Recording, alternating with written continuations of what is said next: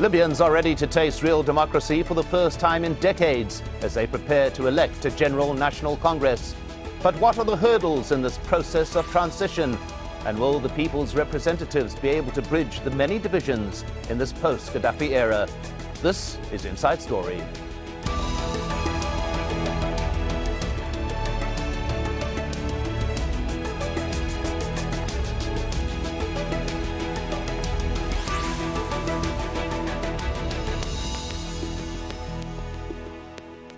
Hello and welcome to the program. I'm Mike Hanna. Libyans head to the polls on Saturday. It's the first democratic electoral process in almost 50 years. They'll elect a 200-member assembly that will be called the General National Congress. This body will appoint a prime minister and draft a new constitution. The road to democracy has been a tumultuous one for the people of Libya. The National Transitional Council, which has run the country since Muammar Gaddafi was toppled, has struggled to maintain security and deal with competing claims for regional autonomy. From Benghazi, Hada Abdulhamid has more. It's a city that seems to be taken by pre-election fever. 258 candidates are competing for the 26 seats reserved for Benghazi in the General National Congress. Only 4 short of Tripoli, but enough to deepen old suspicions between Barca or eastern Libya and the west of the country. Most of the people here in the east believe that a central government based in Tripoli, hundreds of kilometers away from here, cannot be trusted. What they don't agree on is whether they should vote or not. Some have already made their choice, casting their ballots in a mock vote calling for the boycott of the elections. These are the supporters of a federal Libya, reminding people that it was the East that sparked the uprising, and it's now time for their region to regain the status lost during the 42 years of Gaddafi's rule. Muftah Idris was an independent candidate. He just pulled out of the race, claiming that the West doesn't want to allocate the East the number of seats it deserves in the General National Congress. To participate would be a treason to the East. It's already been marginalised. We're giving a chance to our brothers in the South and the West. We're asking for negotiations so we can reach a compromise. If we don't get our rights through dialogue, we'll get them through any other means. Some have already used other means. The building of the Electoral Commission has come under attack earlier. Security has been deployed and the ballots were moved out of the building to a secret location. They don't understand. This is the problem, that the communication. When you talk to them, they say, we don't want the NTC, that's why they are burning the commission. Okay, if you don't want the NTC, then you have to let the process go, because we can't replace it without the election. No one can tell how many Easterners will actually vote on Saturday, but it's a number that will determine the future relationship between Eastern Libya and the rest of the country. Abdulhamid, Al Jazeera, Benghazi.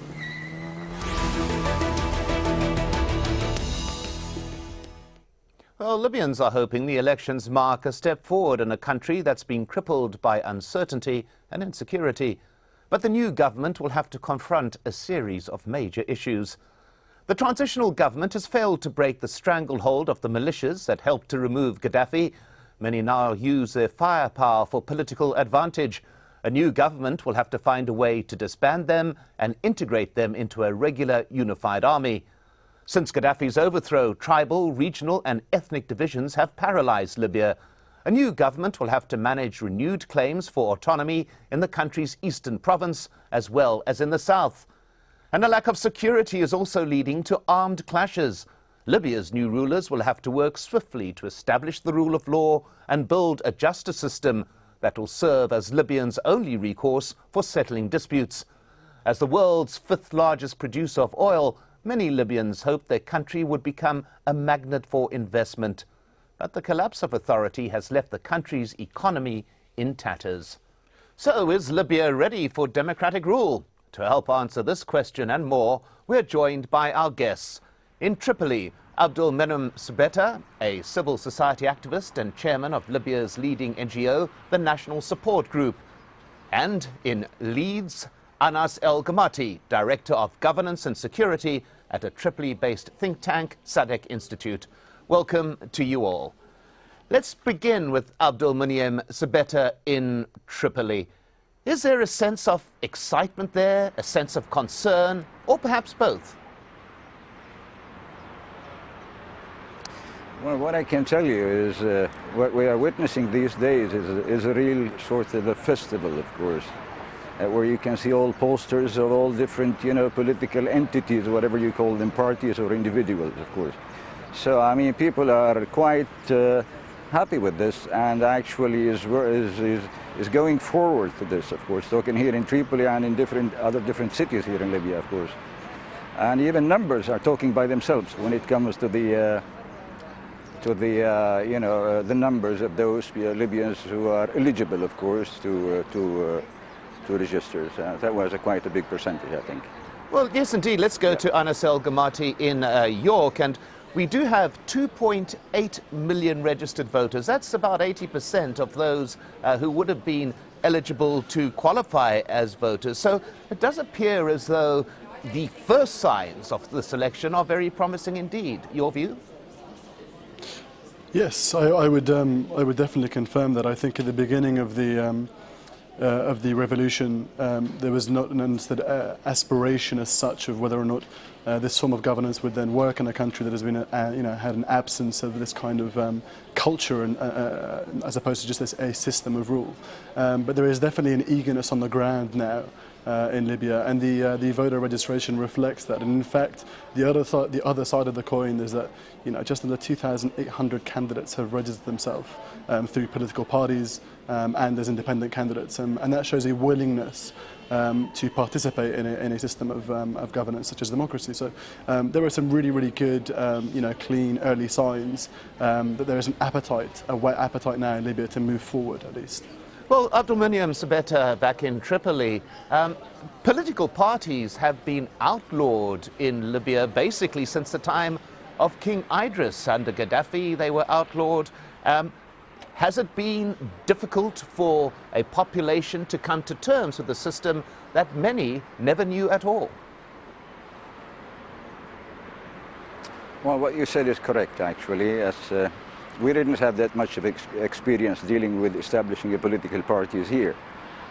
But I think this is because of this, and because of the lack of freedom that they didn't get the chance actually to enjoy it. And so, I mean, this makes everybody actually to be involved as much as he can or she can, whether she work or she start doing something as an individual or joining any sort of political parties, regardless of the absence of a legal framework of any political parties. That includes, of course, the NGOs. Well, Anas El Gomati, among those registered voters that we've seen, some 45% of them are, in fact, women. Once again, a sign, perhaps, that this election will be exceedingly inclusive. Do you share that view? I think it's early days. The voter registration and the registration of candidates would suggest, and equally as Abdulmuneim says already about the emergence of civil society groups, there are a number of groups that are based upon the inclusion of women, but also groups that are of a wide number of groups that are based on pressure of various interest groups that also include women. And I think that's an excellent sign at this early stage for whether or not women will play a crucial role within the emerging political and social dynamics of the new Libya. I think there obviously have to be some sober looks at the way in which things will unfold, because it really is early days, and obviously trying to perhaps confirm this as the birth of a civil democratic state is a bit too forward, I think, and it's a bit too early to suggest that. But I think it's the first tentative steps towards that, and I think it's definitely encouraging to realise that perhaps where there has been a culture of marginalisation of women, the earlier signs now only indicate that progression is something that we hopefully should be witnessing over the coming years. Well, there have been a number of hurdles in this lead-in to this election process, Abdulmuneim Sbeta.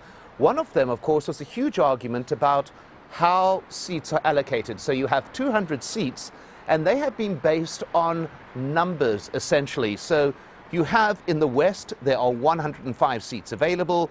In the sparsely populated south, there's 35 seats available. And in the east, some 60 seats available. Now, there have been cries here of, particularly from the east, of they are being marginalized in this process. Has this been a major issue?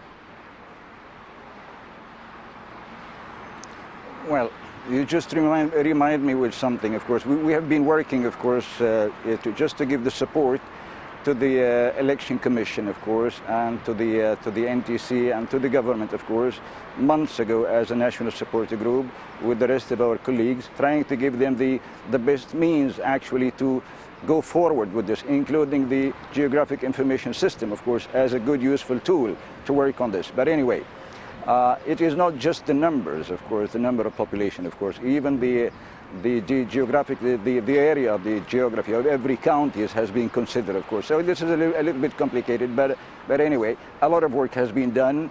And as you mentioned, of course, there are some arguments. Some people, they still have a point, of course, and they expressed this clearly a couple of days ago in Benghazi and in other areas. But I think it's the majority of Libyan, as I can see it, as of course they are keen on going forward toward the election because we don't have other option, of course, just to proceed to a new state of Libya. Well, Anas El Gomati, I'd like to continue with this particular point and looking at what is essentially a highly divided country. The Federation of Libya was only formed in 1959 and throughout the time of King Idris, and then of course under Muammar Gaddafi, you did have very strong divisions geographically between the west, the east and the south. Is this something that can be bridged, these divisions, these geographical divisions, by a central national assembly? Well, I think it's definitely a case of old wine in new bottles, and I think this is a perennial issue which Libyans will have already dealt with for many years. And we'll have to deal with in the forging of a new political system in Libya. And I think the case of whether or not they can be successful is challenging. And I think the skepticism, which is definitely apparent towards the eastern part of the country, not so much within the southern half, even though there are clear concerns as to how representation will come around, especially in areas such as Kufra. Which has just recently witnessed its own flaring up again of violence. The real question, obviously, is whether or not these aspirations can be articulated through democratic means, and I guess that's the most key challenge that the new government will have to contend with. But I think it's a challenge which could not come at a better time, because at least with the National Assembly, they're mandated as such, and equally the candidates, whether individuals or political parties, will seek to try and gain a reputation as such, and for that very reason we'll have to try and look for successful ways of overcoming these challenges. But I would say that at least the desire is somewhat of a national conversation. It's one that we've not had for the last 42 years. And so I think earlier signs were always there, from even before the end of the revolution in around October, November. People already knew that this issue would have to be dealt with. Though there are clear signs, at least, that if the government is able to, I would say, effectively disarm, demobilize and reintegrate some of the militias, that the capacity for this to become not only a challenge, but something which could derail the democratic process is something that we can at least overturn. But the early signs are that this is the biggest challenge that the National Assembly will have to face. Clearly trying to trade bullets for ballots will not be something that is the easiest of challenges, but it's the most clear sign that if they can do this, then the democratic process will be a healthy one, and one that will lead to definitely the realization of the aspirations of millions of Libyan people. Well, we'll return to that issue of militia in a minute, but I'd just like to stay, Abdulmuneim Sbeta, with the question of the election itself. We've heard here about the regional divisions. How do you expect the vote to go? Do you think that people will be voting regionally for political movements, or do you think that there may be some other factor? Religion, for example. You have a body like the Libyan Muslim Brotherhood in one of the major parties. How do you think the voting pattern is going to emerge? Is it possible to predict at this point? Well, prediction is a bit difficult, but I can say this: it will be a mixture of all these things together.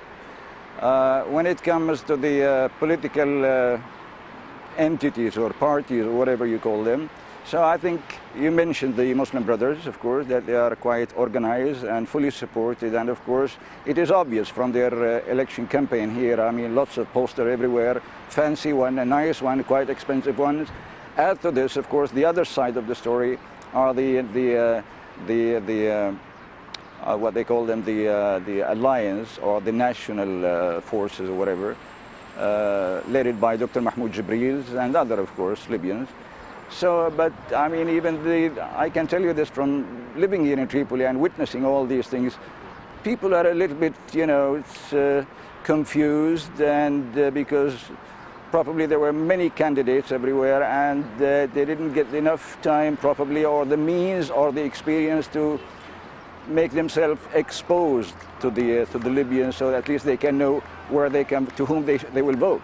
So talking about individuals, entities, Muslim Brothers, but talking about prediction, I don't think, I can tell you this, I don't think there will be a majority among all the result of this election. I don't think that there will be a sort of a big winner that may exceed 50, 54, 55%. Well, this is not just my words, actually. This is a sort of a collective, comparative sort of data, taking in consideration the type of the election system and the law and all this stuff. Well, Anas El Gomati, yes. There are lots of people. Sorry, Anas El Gomati, Yeah. if I could just go to you with that particular point. Do you expect to see the voting patterns on religious lines? Do you see perhaps the more secular parties actually using that as an election device, as an attraction to support? How do you see the voting trends as emerging? Well, I think we have to take a geopolitical picture to really understand what's happening around the region. And I think over the last 13 to 14 months, we've witnessed Islamist groups coming into power in Morocco, in elections in Tunisia, and now obviously most recently in Egypt. And I think what it would suggest, obviously, is that there seems to be a fever post-Arab Spring. But not only are we trying to re-emerge as democracies, but we're also going against collectively here, from an analytical perspective. They're also going against, especially in Libya's case, 42 years of ardent and quite aggressive secularism. And I wouldn't say that it's come around in the same way that European societies had emerged through secularization. It was a grassroots movement that came through philosophers, discourse between the church and the state. This was definitely an experience within the Middle East and North Africa that was state-imposed from top down. And for that reason, there seems to be, at least the early signs seem to be that Islamists have, one, on their side, they have the ability to be able to say that they've been in the opposition groups for the last 3 to 4 decades, but equally that they have a solution which goes hand in hand with the very same liberties and freedoms that have been fought with. The difficulty, obviously, is trying to assess what kind of clout secular parties have, because as we've seen in Tunisia, which is perhaps the most secular country in North Africa, those that have fought most strongly and put themselves tête-à-tête with the Islamist groups have actually failed supremely. And it would only show that the early signs in Libya would be perhaps not that the political parties will do incredibly well, because they obviously have only 80 seats to contest with, but the independent candidates as well are also having been born into an environment whereby Islamism perhaps was the only form of opposition. And so the early signs seem to suggest that even independent candidates may have somewhat of an Islamist leaning. But to be concentrating on the Muslim Brotherhood, I think the most interesting post-conflict reality is that the Muslim Brotherhood no longer have a hegemony on the term Islamism or political Islam. There are also other candidates that perhaps don't seem to have a doctrinal view, but equally want to see Islam play a larger part within their society, whether it be through through legislation, or whether it just be by protecting new cultural and other religious rights. So I think what we have to do, obviously, at this moment in time is try and wait to see what kind of majority is formed through the independent candidates, because the political parties seem to be dominated by Islamists, but I wouldn't say it's a Muslim Brotherhood. We also have Hizb al-Watan that is created by Abdul Hakim Bil-Haj, a former fighter for the Libyan Islamic Fighting Group. We also have Mohammed Sawan's Justice and Construction Party, which was obviously, previously the Muslim Brotherhood. There are obviously other ones, such as the National Front Party, which wouldn't perhaps have the same strict doctrinal view of the Muslim Brotherhood, though it has appeal with most Islamists. The difficulty obviously is trying to assess which way this will play when trying to create a document, a constitution, which guarantees and safeguards the liberties of people around them. Well, I want to go on to that which, particular point now, Anas El Gomati, and I'll put it to Abdulmuneim Sbeta, the very important fact that this assembly will be selecting a constituent assembly of 60 people. Now, this is clearly as important as the assembly itself, creating a document that will define this new democratic Libya. Do you share this view?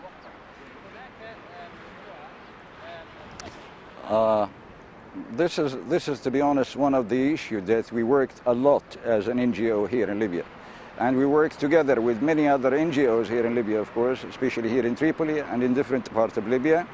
And we had one of those interesting roundtable discussion we had with another humanitarian dialogue center, of course. We discussed about the issue of the constitution and the role of the civil society and how we can contribute in this. Definitely, this is what we agreed on, a sort of a roadmap how we can assist and cooperate with the National Assembly, of course, and with the Commission, of course, of the 60s, that to support them just to reach a good draft of a constitution that, of course, reflects the interests of every part of every person of Libya here, including the eastern part of Libya, of course, that I know some of them are actually my friends, and I can really understand, of course, their concerns. And but I think there must be a sort of a criteria, of course, to select those 60s. This is a sort of a very professional work. It has to be done by lawyers, by those who are related, of course, to this, simply to draft a sort of a good representative constitution for Libya. Yes, one must point out as well that the Constituent Assembly itself will be composed of 60, as we said, 20 from each of the geographical regions from west, east and south, unlike the actual parliament vote where you do have it weighted by numbers. In the Constituent Assembly it is a three-way split essentially. But Anas El Gomati, this particular issue of the Constituent Assembly, in 1951, the last constitution took 25 months to draw up. Here you've got a Constituent Assembly that will be asked to do the task within 120 days. Is this possible? Especially in a post-conflict environment, I think it's a practical impossibility, though they seem set on the idea, and various institutions and pressure groups and NGOs have warned the NTC along giving such a strict and very narrow time frame to provide a document which will guarantee and safeguard the liberties of all Libyan people. It's quite strict.